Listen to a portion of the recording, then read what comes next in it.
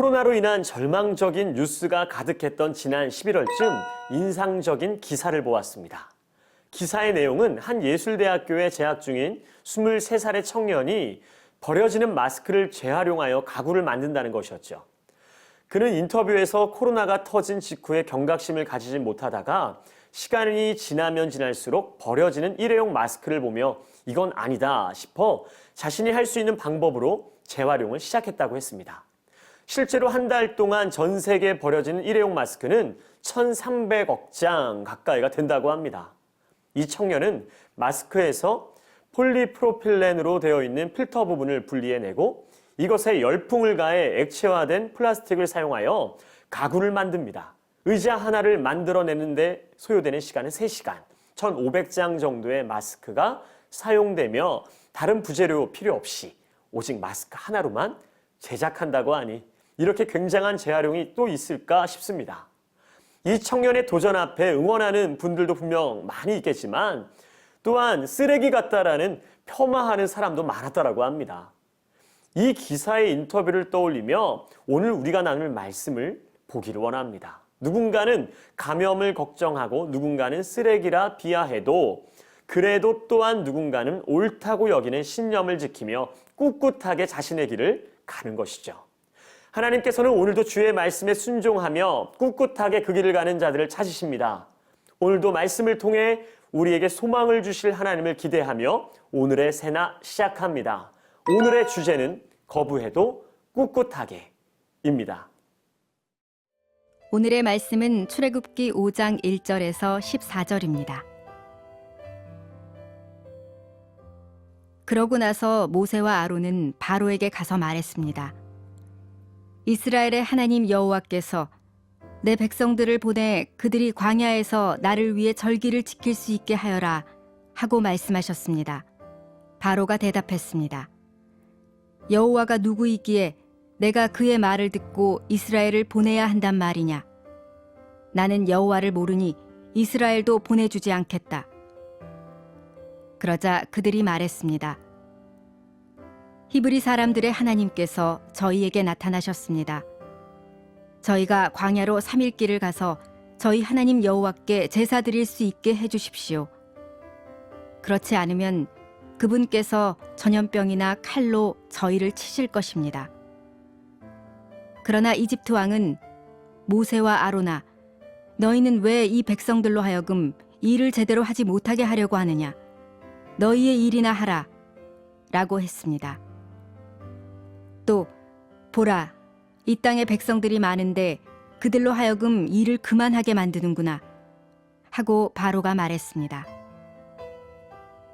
바로 그날 바로는 그 백성들의 감독관들과 반장들에게 다음과 같은 명령을 내렸습니다. 너희는 백성에게 벽돌 굽는 데 필요한 짚을 더 이상 공급하지 말고 그들 스스로 가서 짚을 모아오게 하라. 그러나 벽돌 생산량은 전과 동일하다. 그 할당량은 줄여주지 말라. 그들은 게을러 빠졌다. 그래서 우리가 가서 하나님께 제사드리겠다라고 외치는 것이다. 그들에게 이 일을 더 고되게 시켜 일만 계속하게 하고 쓸데없는 말에 귀 기울이지 않게 하라. 감독관들과 반장들은 나가서 백성들에게 말했습니다.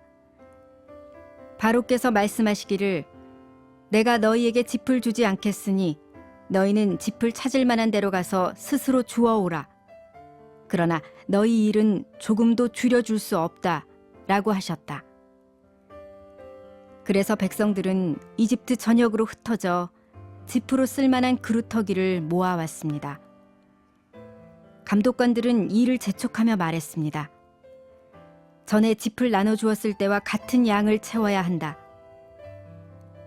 바로의 감독관들은 자기들이 세운 이스라엘 반장들에게 너희는 어떻게 어제와 오늘도 전과 같은 생산량을 채우지 못했느냐 라며 때리고 윽박질렀습니다.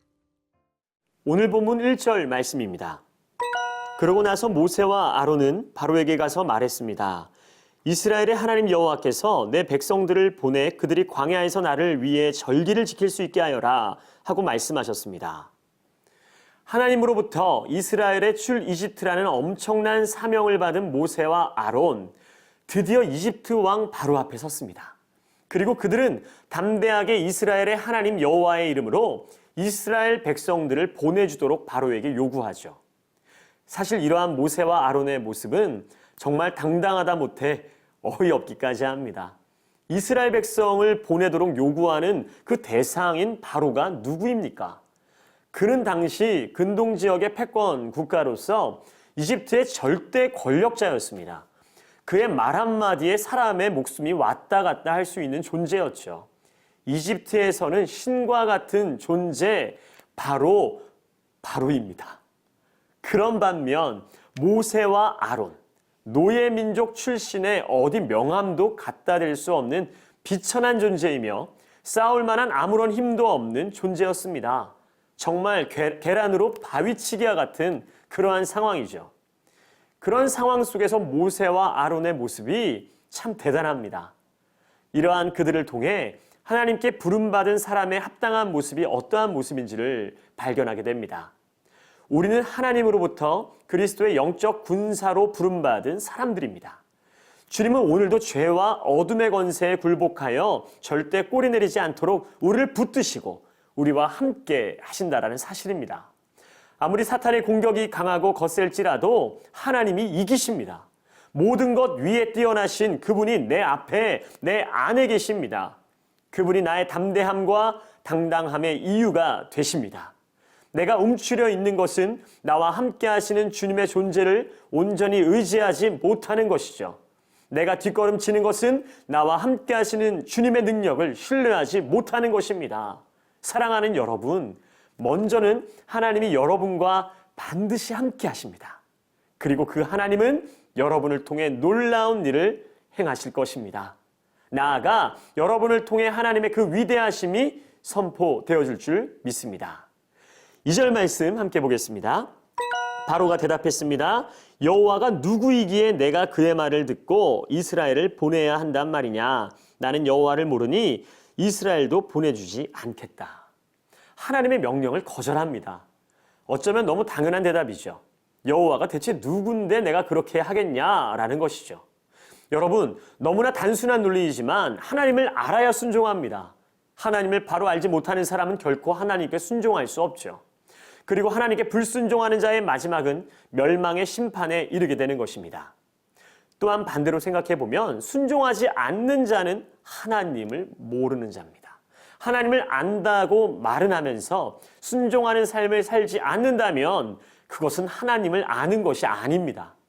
여러분은 하나님의 말씀에 온전히 순종하며 살고 있습니까? 하나님의 말씀을 불순종함으로 거부하면서도 꿋꿋한 것은 곧 무너지게 될 삶의 지름길이라는 것을 반드시 기억하기를 바랍니다.